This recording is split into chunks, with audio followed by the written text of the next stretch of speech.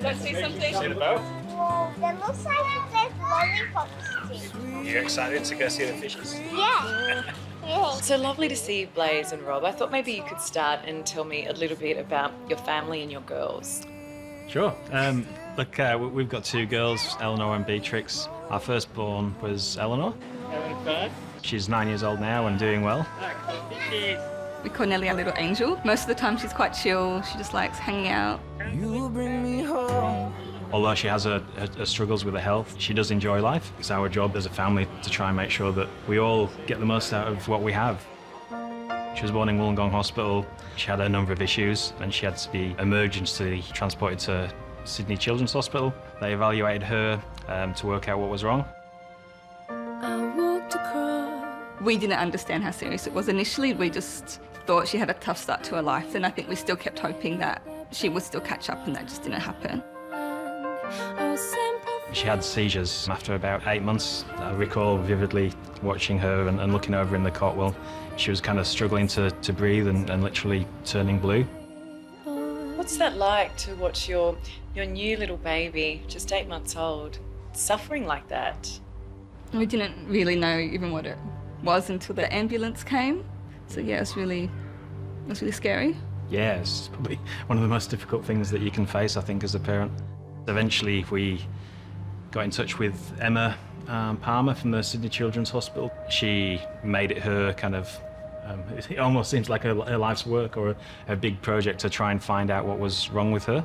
My name's Dr. Emma Palmer. My job is to try and support children and their families who are affected by rare genetic conditions.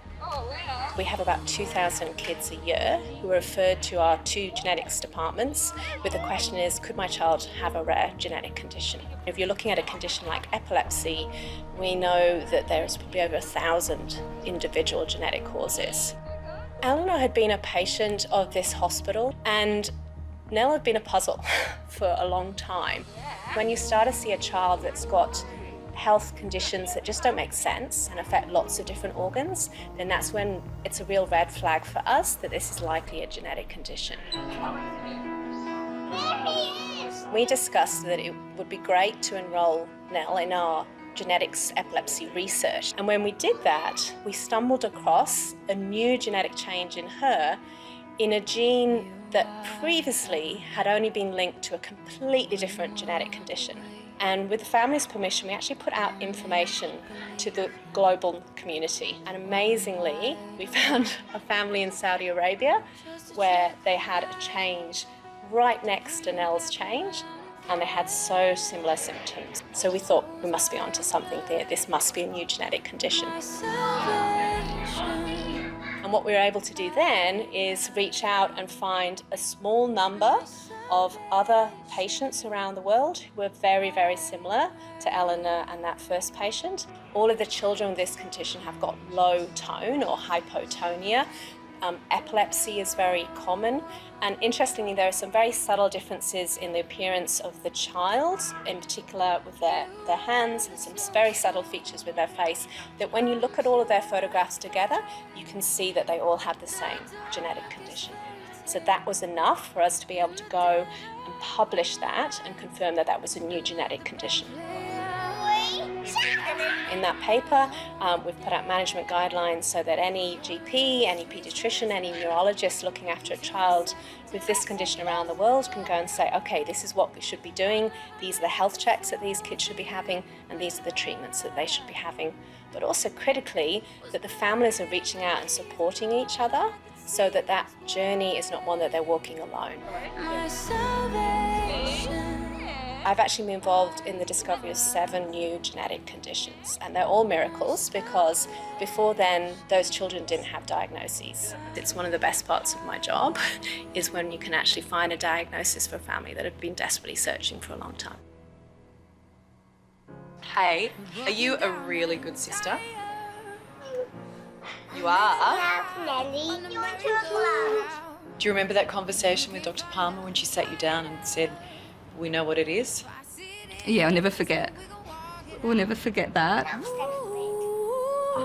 I think a part of me always hoped that if we got a diagnosis, it'd be some kind of magic cure, but it is confirmed that Nellie's disabilities are significant and profound. But to still know that she's going to be with us, it was really amazing to get that news. You take the wins where you get them, don't you? Yeah, 100%. So is there hope that one day she might be able to walk or feed herself? Nellie can feed herself a little bit. We're still seeing a little bit of development, so I don't think she'll ever be able to walk. Like big things for Nellie was when she could learn to sit by herself. That was amazing, or something that we never thought would have happened. Makes me want to cry when I hear that. It's like, you know, it's, as you say, it's the little wins, isn't it? Those little milestones. Or big milestones. Yeah, it was a big milestone for her, yeah. That was huge for us, wasn't it? As Blaise said, we never thought that was possible, never. What does she mean to you, Dr. Palmer, and the whole team at the Children's Hospital? I feel really privileged, I think, that we managed to be part of this diagnosis to help other children, and we got to get an answer for Nellie's condition from Dr. Palmer's work. Studies like Dr. Palmer's only happen because of community donations. So what would you say to anyone out there thinking of digging deep and giving? Well, I'd say if you can, then please give, because it makes a difference to people's lives. You know, finding an answer to a problem like this, it's like finding a needle in a haystack. We're talking about 12 people in the world who have actually got this, so they've done an amazing job, and I couldn't thank them enough. She's pretty smart, isn't she? Yes, she's smarter than I'll ever be. That's for sure. Yeah.